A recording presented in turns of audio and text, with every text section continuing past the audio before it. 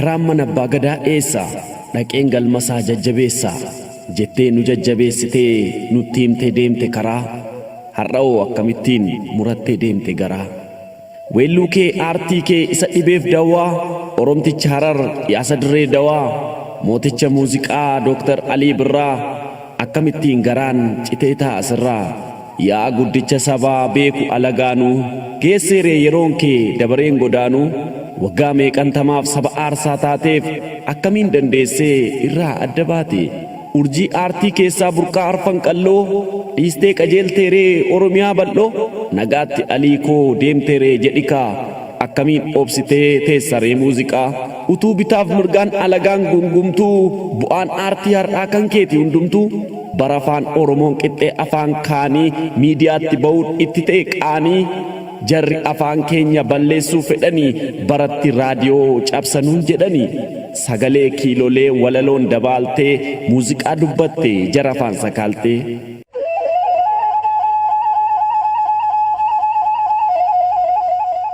aartii afaan keenyaa guddisuudhaaf iyyaa itti ari'amte itti kolaafamte ittiin baate biyyaa ittiin dararamte argite gidiraa galatoomi malee maal jenna kan biraa kan caraanee iyyu boo'ee mankaraaree Ali abbaa koo jedhee biyyoofitti ammaaree kunoo ol jedhii ilaali ilmaan miiliyoonaa nuti dhalasaat jedhee oromoon siin boona atiin duune jirta laphee keenya keessaa homtuus siftiin bu'u bara baraan teessaa jechoota keen kuultee nuuf dhaamteetta dhaabbii maal nuun dhaamne ati wayi qabdaaree gaabbii rabbi moo namumaa kan seera jallise haati keenya takka maaltu gargar nu baase jettee nuuf lallabde nuun geesseetta dhaamsa gucati qabsiifte bishaan maaltu dhaamsa yoo tokkummaa jennaan yookaanis barnoota hundattuu nu kaaste nu gooteetta goota barnoota ammas barnoota kana ta'uu qaba kaayyoon oromootaa jettee nu kakaaste nutti kaaste seexaa jecha keen gulufni akka farda leexaa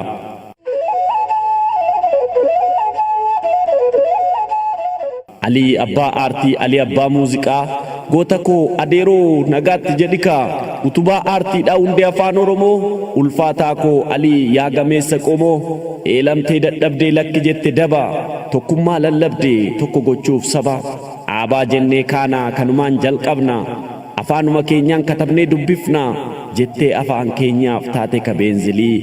ati goota keenya siimboonna Ali abbaa sookoo Ali abbaa carraa abbaa weellistoota abbaa daandii har'aa abbaa aartii keenyaa abbaa weelluu qaalii abbaa afaan keenyaa abbaa keenya Ali abbaa jecha cigoo abbaa jecha jabaa homaa sitti nafne waan aartii waan sabaa mooticha muuziqaa urjii oromootaa nagaan boqodhukaa taa'i tarree gootaa yoomuu siin dhaadanna siin jennee heeroo yoomuu si jaallanna nagaatti adeeroo muuziqaatiin dhooftee tattaraarte bajjii warra asii dhiistee erga deemtee achi daadhii fi usmayyoo eebbisaaf hacaaluu ilmaan kee xixinnoo hin dhiisiin ilaaluu urjii baha biiftuu guca koosa guddaa akka sabni jiru ittimi waan hunda faana leencaa maleen dhaqne faanarree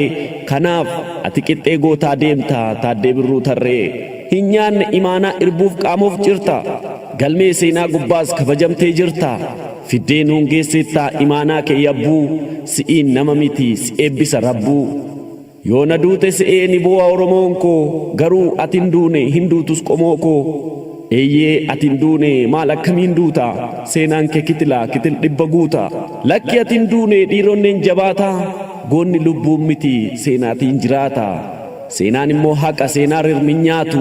maalsaa du'a gootaaf boo'anii watwaatu kanaaf ansiin boo'u sin faarsa sin jaja kan biyyaaf jiraateef duutiyyuu kabajami abboo abbaa aartiif miixuu